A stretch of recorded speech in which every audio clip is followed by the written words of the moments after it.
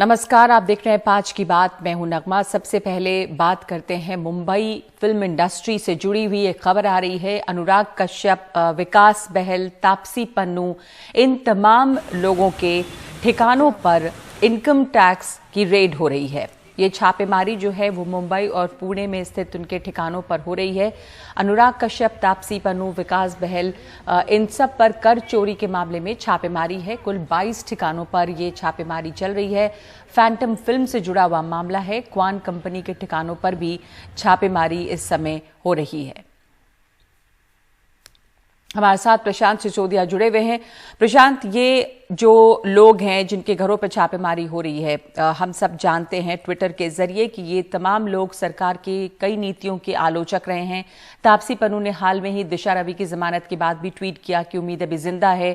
उसके पहले भी उन्होंने ट्वीट किया था। रिहाना के ट्वीट आने पर जब बड़े बड़े फिल्म स्टारों ने प्रतिक्रिया दी थी, तो तापसी पन्नू किसानों के मुद्दे पर भी बोलती हैं, अनुराग कश्यप भी बोलते हैं।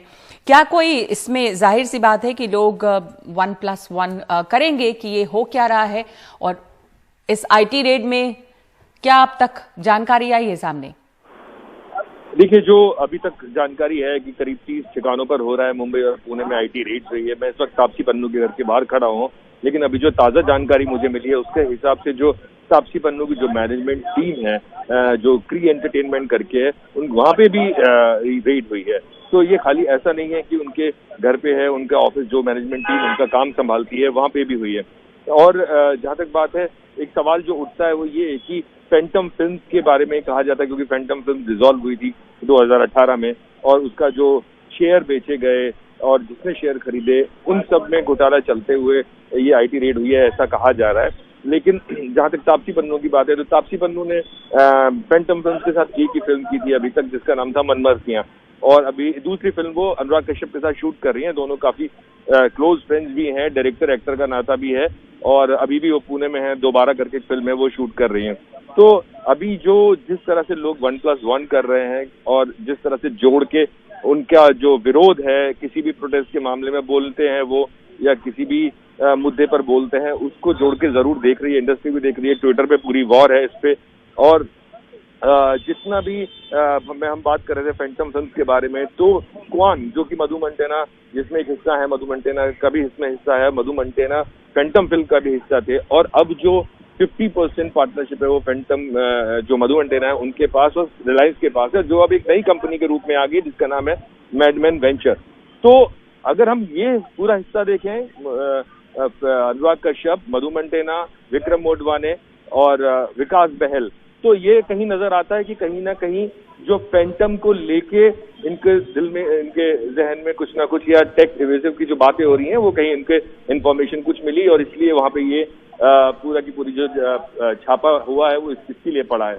लेकिन उसके अलावा जो और है, जैसे नई कंपनी बनी है जो मैडमैन वेंचर की बात कर रहा हूँ, जो इन लोगों के शेयर बेचने के बाद बनी रिलायंस की, और इसकी उनके यहाँ पे भी छापे पड़े रहे। सुनने में जो खबर आ रही है उसमें ये भी है कि रिलायंस के जो सीईओ है सुभाषी, उनके यहाँ वहां पे भी ये रेड पड़ी है।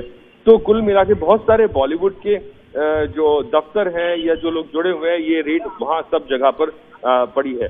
और ये जो खबर मैं आपको भी बता रहा था, ये हाल ही में मुझे पता लगी कि जो क्री एंटरटेनमेंट है, तापसी पन्नू के सिर्फ घर पे ही नहीं, उनका मैनेजमेंट टीम जो संभाल रही थी उनका काम, वहां पे भी ये रेड पड़ी है। नगमा जी, हमारे साथ बने रहिए आप। इस वक्त प्रशांत, हम दिखाते हैं कि इसके ऊपर किस तरह की राजनीतिक प्रतिक्रियाएं भी आ रही हैं। गैर बीजेपी दलों के नेताओं ने इन छापों को बदले की कार्रवाई बताया है।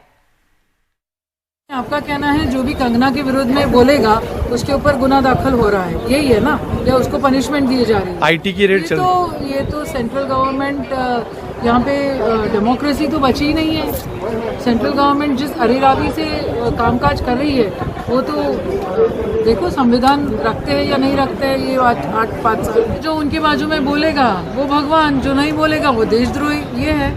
जिस तरह से अनुराग कश्यप हो, तापसी पन्नू हो, इनके घर और दफ्तरों पे इनकम टैक्स के छापे डाले गए हैं। निश्चित रूप से जो लोग सरकार के खिलाफ भूमिका लेते हैं, सरकार की नीतियों के खिलाफ आवाज उठाते हैं, कहीं ना कहीं उनके खिलाफ ईडी हो, सीबीआई हो, इनकम टैक्स हो, इसका इस्तेमाल होता है।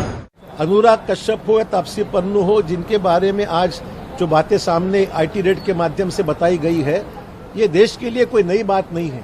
आजकल तो रोज का ही मामला हो गया है कि जो भी केंद्र सरकार के खिलाफ में अपनी भूमिका रखता है या जो भी वास्तव भूमिका व्यक्त करता है, ऐसे व्यक्ति को बोलने से उसके ऊपर दबाव निर्माण करने का ये आजकल माध्यम हो गया है और केंद्र सरकार ऐसे माध्यम के जरिए लोगों की आवाज बंद करने की प्रयास केंद्र का हो रहा है। प्रशांत भी हमारे साथ जुड़े हुए हैं इस वक्त।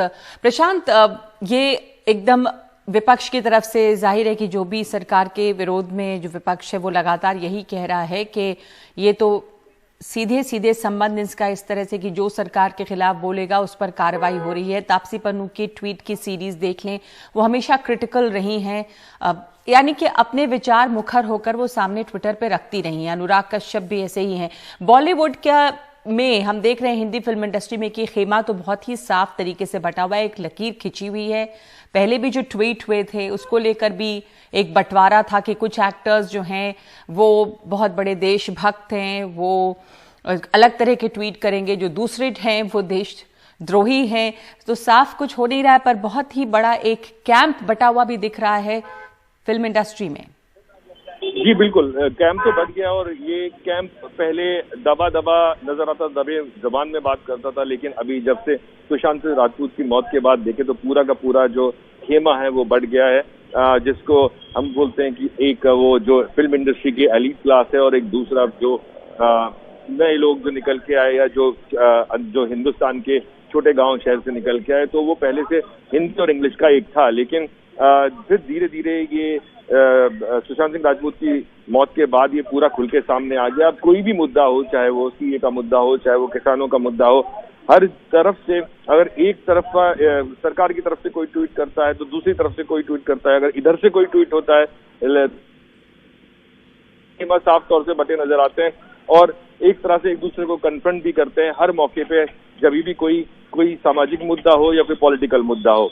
नगमा, तो ये तो हम काफी वक्त से देख रहे हैं और इससे पहले भी अगर आप देखें, जब अनुराग कश्यप बीच में बहुत बोल रहे थे, बहुत सारे ट्वीट कर रहे थे, तो एलिगेशन उनके ऊपर मीटू के भी एलिगेशन लगे थे और बहुत सारी चीजें हुई।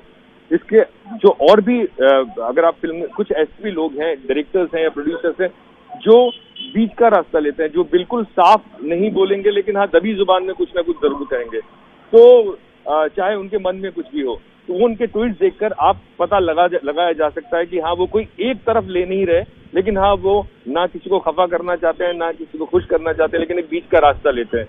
तो इस तरह का एक माहौल अभी इंडस्ट्री में हो गया है। नगमा जी, ये साफ दिख रहा है, एक लकीर खिंची हुई है और हर एक मुद्दे पर दो अलग अलग कैंप हैं और ये जाहिर है कि कौन क्या कहेगा। धन्यवाद आपका प्रशांत। और ये भी बहुत अब जो आरोप लग रहे हैं कि एक तरह से बदले की कार्रवाई है उस तापसी पन्नू और अनुराग कश्यप के खिलाफ, जिस तरह की टैक्स रेड हो रही है उस पर सूचना प्रसारण मंत्री प्रकाश जावड़ेकर ने कहा है कि इनकम टैक्स विभाग को जिसके बारे में जो भी जानकारी मिलती है वो उसके आधार पर उसकी जांच करती है। जिसका भी बारे में इनकम टैक्स या जांच एजेंसियां को जानकारी मिलती है क्रेडिबल, उसी का जांच एजेंसी जांच करती है और बाद में कोर्ट में मसला जाता है। ऐसा थोड़ा ही है।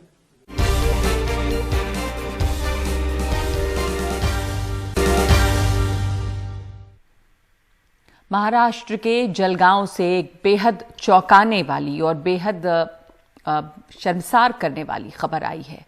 यहां पर सरकारी हॉस्टल की लड़कियों को जबरन निर्वस्त्र डांस करने पर मजबूर किया गया और इसकी तस्वीर और इसका वीडियो बनाया गया। आरोपों के मुताबिक इस घटना में कुछ पुलिस वाले शामिल हैं। महाराष्ट्र विधानसभा में इस पूरे मामले को विधायक श्वेता महाले ने उठाया, जिसके बाद गृह मंत्री अनिल देशमुख ने जांच के आदेश दिए और इसकी रिपोर्ट 2 दिन में जमा करने को कहा है। घटना 1 मार्च की है। ये हॉस्टल राज्य महिला एवं बाल विकास मंत्रालय के अधीन चलता है।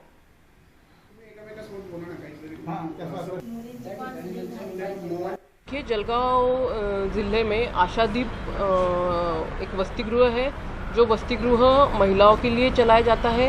इस वसतिगृह में जो महिलाएं पीड़ित हैं, जिनके ऊपर अत्याचार हुआ है, वहाँ उस महिलाओं के साथ वहाँ के जो लोकल कर्मचारी है उनके साथ मिलकर पुलिस और कुछ बाहर के लोग आके वो महिलाओं के साथ छेड़खानी करते हैं, उनके कपड़े वो उतारते हैं, उनको वो बहुत परेशान करते हैं। जो महिलाएं नकार देती है तो उनको वो धमकी देते हैं और उस तरीके से बहुत ही निंदनीय कृत्य वहाँ महिलाओं के साथ किया जाता है। गृह मंत्री महोदय ने सभागृह में इस विषय को लेकर एक समिति वो बनाएंगे 2 दिन में, और जो कोई दोषी यहाँ पे पाया जाता है उसके ऊपर 2 दिन में कार्रवाई करेंगे।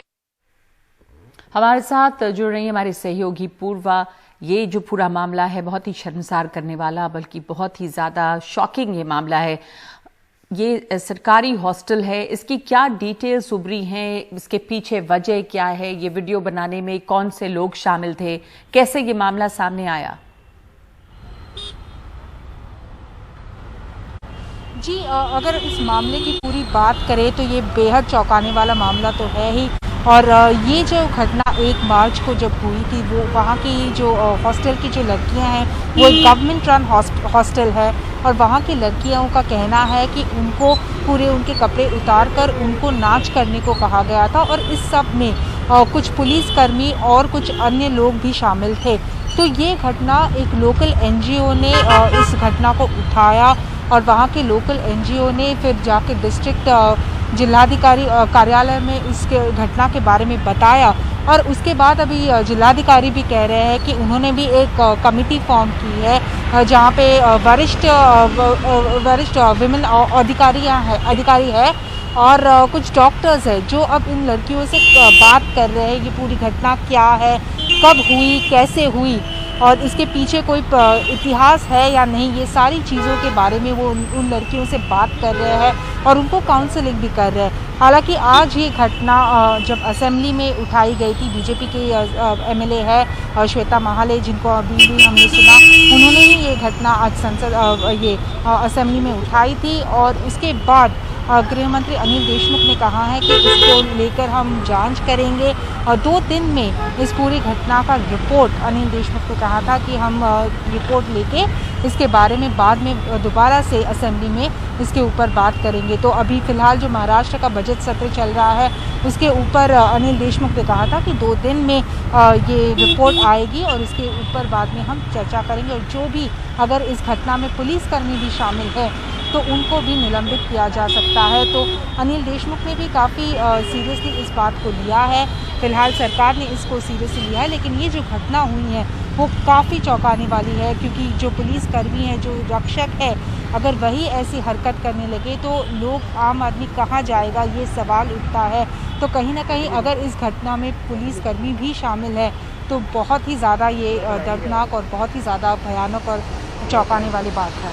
जी, धन्यवाद आपका पूर्वा। इस पर जांच के आदेश दिए गए हैं, 2 दिन में रिपोर्ट देने की बात है। पुलिस की इसमें क्या भूमिका रही, किस तरह पुलिस इसमें संलिप्त है या नहीं है, ये तमाम जवाब जो है वो सामने इसके बाद आते हैं। ये बहुत ही चौंकाने वाली बात है और बहुत भयावह है कि जो रक्षा करने वाले हैं उनसे ही अगर खतरा रहेगा तो फिर आम इंसान, जैसा पूर्वा कह रही है, कि कहाँ जाएगा। और बहुत ही ये जो तस्वीरें सामने आई हैं या वीडियो सामने आया है, डराने वाला है, भयावह है। सेक्स टेप कांड में घिरे कर्नाटक के मंत्री रमेश जारकिहोली ने नैतिकता के आधार पर अपने पद से इस्तीफा दे दिया है। मुख्यमंत्री बीएस येदियुरप्पा को भेजे अपने इस्तीफे में उन्होंने कहा कि नैतिकता के नाते वो अपना पद छोड़ रहे हैं। टेप वायरल होने के बाद से रमेश जारकिहोली विपक्ष के निशाने पर थे। उनके चलते सीएम बीएस येदियुरप्पा भी विपक्ष के निशाने पर थे। जल संसाधन मंत्री के तौर पर कैबिनेट का दर्जा रखने वाले रमेश जारकिहोली का एक महिला के साथ अश्लील बातचीत का ऑडियो टेलीविजन चैनलों पर चलाया जा रहा था।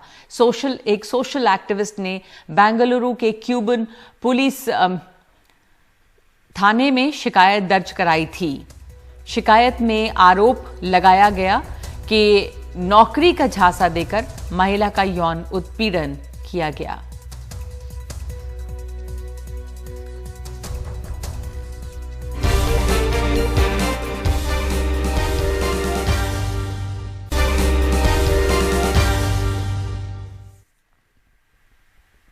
और भारत बायोटेक की वैक्सीन कोवैक्सीन के तीसरे ट्रायल के अंतरिम नतीजे जारी हो गए हैं। तीसरे ट्रायल में कोवैक्सीन की क्लिनिकल क्षमता 81% निकली है। इस ट्रायल में 25,800 लोग शामिल हुए, लेकिन अंतरिम नतीजे 43 नमूनों के आधार पर लिए गए हैं।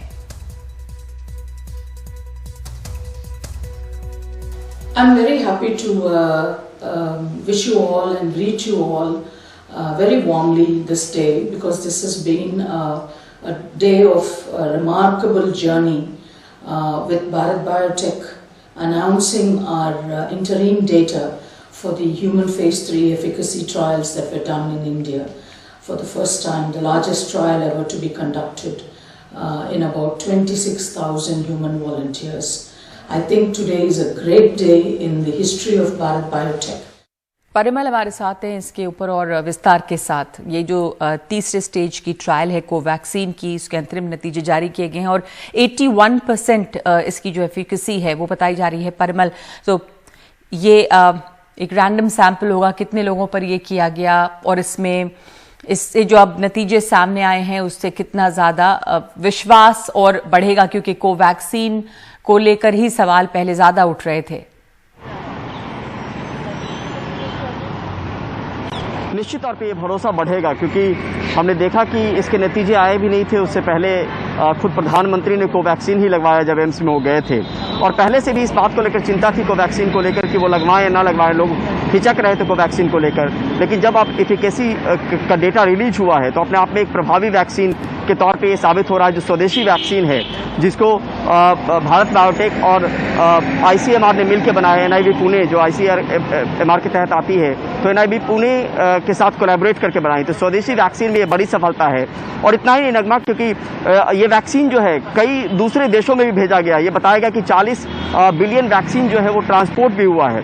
तो पहली बात ये थी कि लोगों का भरोसा जीतने की बात, कि स्वदेशी वैक्सीन को लेकर ये भरोसा जीता जाए। और एफिकेसी जो 81% आई है वो पार्टिसिपेंट्स तो क्लिनिकल ट्रायल में जो क्लिनिकल ट्रायल चल रहा था थर्ड फेज का, उसमें 25,800 हैं, लेकिन ये 43 लोगों के रैंडम सैंपलिंग के आधार पर किया गया, जिसमें 36 लोग जिनको प्लेसिबो पड़ा था वो पॉजिटिव पाए गए, और बाकी लोग के जरिए जो है ये एफिकेसी का डेटा जो रिलीज हुआ है वो लोगों को हिम्मत देगा, भरोसा देगा। और स्वदेशी वैक्सीन जो बनी है वो अपने आप में एक तरीके से कारगर है, और उन सब बातों पे विराम लग गया है जिसको लेकर लोग पहले झिझक रहे थे। जी, तो ये विश्वास जो है वो बढ़ेगा कोवैक्सीन पर, और तीसरे स्टेज की जो इसमें ट्रायल है वो हो गई है। धन्यवाद आपका परिमल। नतीजे इसके सामने आए हैं, 81% एफिशिएंसी इसकी बताई जा रही है। पटना में नालंदा मेडिकल कॉलेज के फाइनल ईयर के छात्र की मौत हो गई है। इस कॉलेज के 4 और छात्र कोरोना संक्रमित पाए गए हैं। 22 साल के शुभेंदु सुमन की मौत बेगूसराय में हुई। बताया जा रहा है कि उन्होंने 22 दिन पहले कोवैक्सीन की पहली डोज ली थी। तो अभी कोवैक्सीन की जो तीसरे स्टेज का ट्रायल है उसके नतीजे सामने आए हैं, लेकिन ये जो मौत हुई है वो 22 दिन पहले कोवैक्सीन की पहली डोज ली थी इन्होंने, नालंदा मेडिकल कॉलेज के स्टूडेंट, और उनकी मौत हुई है। पहला डोज उन्होंने लिया था। प्रशासन इस मेडिकल कॉलेज के सभी छात्रों का RT-PCR टेस्ट भी करवा रहा है। अभी वैसे ये साबित करना बाकी है कि क्या वैक्सीनेशन की वजह से कोई समस्या पैदा हुई थी। किसी की भी मृत्यु दुखद होती है, और उसमें भी किसी चिकित्सक की मृत्यु हो जाए तो वो और ज़्यादा पीड़ादायक होता है। जो NMCH के हमारे छात्र थे उनका टेस्ट हुआ। टेस्ट कराने के बाद वो अपने घर गए, और घर जाने के बाद उनकी मृत्यु की सूचना कल प्राप्त हुई है। तो निश्चित रूप से ये हम सब लोग के लिए बहुत पीड़ादायक है। अन्य छात्रों के बारे में भी जानकारी मिली है कि कोरोना पॉजिटिव हुए हैं। 7 छात्र हैं, जिसमें से 5 छात्र अभी अस्पताल में एडमिटेड हैं, और 2 छात्र हैं जो वो क्वारंटाइन हैं हॉस्टल के अंदर। सभी 7 छात्रों पर जो हमारा अस्पताल का प्रशासन है वो ध्यान दे रहा है, उनका इलाज हो रहा है।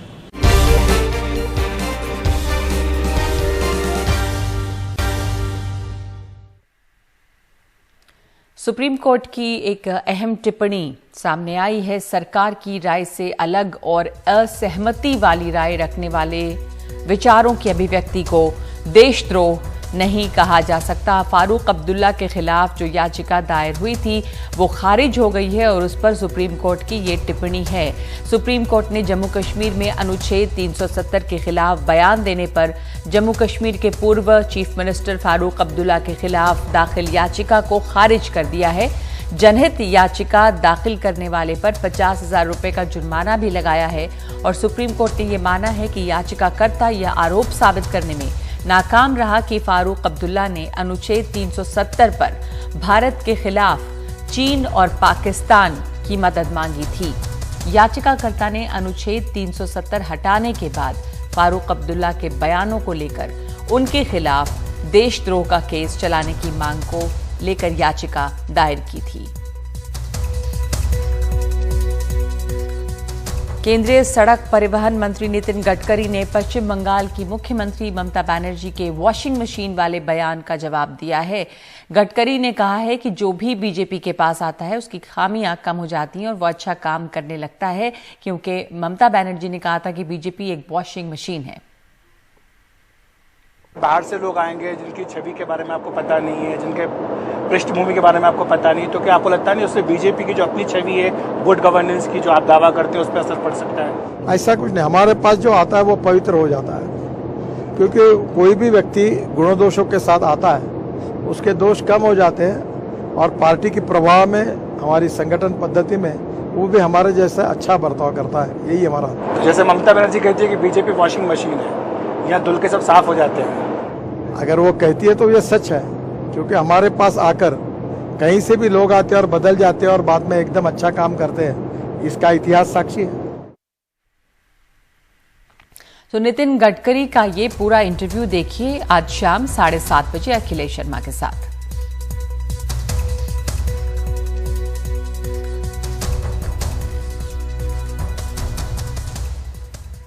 बंगाल के साथ साथ असम में भी बीजेपी अपना पूरा जोर लगा रही है। चुनाव वहां पे भी है। बीजेपी का आरोप है कि असम में बदरुद्दीन अजमल की पार्टी AIUDF एक सांप्रदायिक पार्टी है और बदरुद्दीन अजमल ने इस तरह के आरोपों का जवाब दिया है। वो हेमंत बिश्व शर्मा साहब ने फ्लोर में कह दिया कि हम मुसलमानों का वोट नहीं चाहिए। इलेक्शन के कई जगह कैंपेन में बाकायदा कह दिया ऑन रिकॉर्ड कि हमें मुसलमानों का वोट नहीं चाहिए। ये और बात है कि उनकी पार्टी मुसलमानों के वोट के पीछे पड़ी हुई है। हर जगह इनके अभी कल ही जो है इनके रंजीत दास जो इनके प्रेसिडेंट हैं, वो एक जगह गए और उन्होंने कहा हमें अल्लाह पे भरोसा है और अल्लाह के भरोसे में हम आप लोगों का काम करेंगे। एक हफ्ता पहले वो बराक वैली गए, वहां भी उन्होंने जाके मुसलमानों को लुभाया। अगर हम लोग मुस्लिम इलाके में मैं जाता हूँ तो मैं समझता हूँ ये कोई गुनाह की बात नहीं, ये हमारा हक है। लेकिन बीजेपी अगर आती है तो वो क्रिमिनल नहीं होता, हम अगर जाते हैं तो क्रिमिनल हो जाता है। कांग्रेस अगर मुसलमानों के वोट के लिए जो 7 साल से 70 साल से मुसलमानों का वोट लेकर हुकूमत बनाती रही तो उनको क्रिमिनल कहते हैं, हम लोगों को क्रिमिनल कहते हैं। वो जाए तो कोई क्रिमिनल नहीं है। इसलिए वही है ना शेर, हम भी करते हैं तो हो जाते हैं बदनाम, वो कत्ल भी करते हैं तो चर्चा नहीं होता। बीजेपी क्या खेल बिगाड़ेंगे क्या बदरुद्दीन अजमल? असम चुनाव पर बदरुद्दीन अजमल का ये पूरा इंटरव्यू देखिए रात 8 बजे निधि कुलपति के साथ। गुरुग्राम के कुछ निवासियों के एक ग्रुप ने आज हरियाणा भवन के बाहर प्रदर्शन किया है। ये लोग अरावली की पहाड़ियों को बचाने का अभियान चला रहे हैं। इस वक्त हम हरियाणा भवन के बाहर खड़े हैं और गुड़गांव के कुछ निवासियों का एक ग्रुप यहाँ पर आके प्रोटेस्ट कर रहा है। किस बारे में ये प्रोटेस्ट है, क्या हो रहा है, क्या इन लोगों की मांग है, वो इनसे जानने के लिए हम यहाँ पर पहुँचे हैं और समझने की कोशिश करेंगे कि हाथों में ये बैनर लिए लोग क्या कहना चाहते हैं आखिर सरकार से। मैम, सबसे पहले मैं ये जानना चाहता हूँ कि ये जो आपका प्रोटेस्ट है किस बारे में? द रीज़न जिस यहाँ पे होने का कि ये वजह है कि हम चाहते हैं हमारे बच्चे, जो उनकी मांग है कि अरावली के फॉरेस्ट जो कि एक कुल मिला के 3.62% कवरेज है हरियाणा के प्रदेश में, ये बच्चे चाहते हैं कि ये हमारे फॉरेस्ट, ये हमारे जंगल, इनको छोड़ दिया जाए।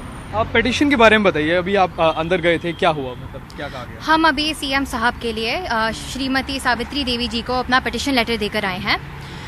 पेटिशन लेटर में हम नागरिकों की यह मांग है कि अरावलीज में माइनिंग लीगलाइज ना की जाए, जिसकी सुप्रीम कोर्ट हियरिंग कल है। अगर अरावलीज में माइनिंग लीगलाइज कर दी जाएगी तो पहले से ही पीड़ित अरावली, जहाँ पर इतने सारे पशु पक्षी रहते हैं, जिनकी वजह से आज दिल्ली के नागरिक सांस ले पा रहे हैं, वो बचेंगे नहीं। पीएलपी अमेंडमेंट की वजह से पहले से ही यहाँ का फॉरेस्ट कवर और भी ज़्यादा कम हो जाएगा। हरियाणा का पूरे देश में सबसे कम फॉरेस्ट कवर है, और अगर यहाँ पर माइनिंग भी शुरू कर दी जाएगी ताकि रिसोर्सेज चीप हो जाएं, तो फिर अगर यहाँ पर कोई रिसोर्सेज यूज़ करने वाला बचेगा ही नहीं तो उन पदार्थों का फायदा क्या? हमारी धरती का तापमान पहले से ही 2 डिग्री बढ़ चुका है, और ये तो हम सभी को पता है कि गुड़गांव और दिल्ली का AQI लेवल दिन पर दिन बढ़ता रहता है, और हम also one of the most water stress regions में रह रहे हैं।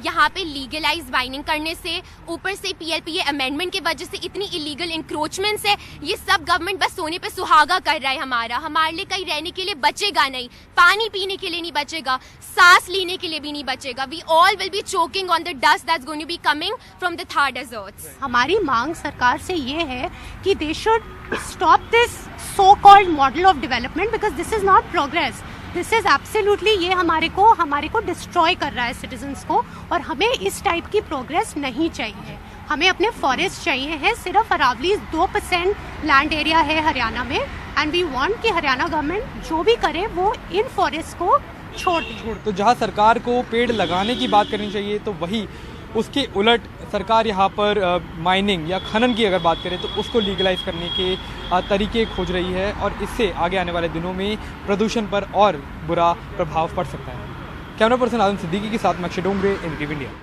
तो अरावली फॉरेस्ट कवर अगर और कम होता है और खनन को अगर वैधता दी जाती है तो पर्यावरण पर इसका बहुत बुरा असर पड़ेगा। इसको लेकर यह विरोध प्रदर्शन किया जा रहा था कि हरियाणा सरकार इस पर ध्यान दे। इस वक्त 5 की बात में इतना ही।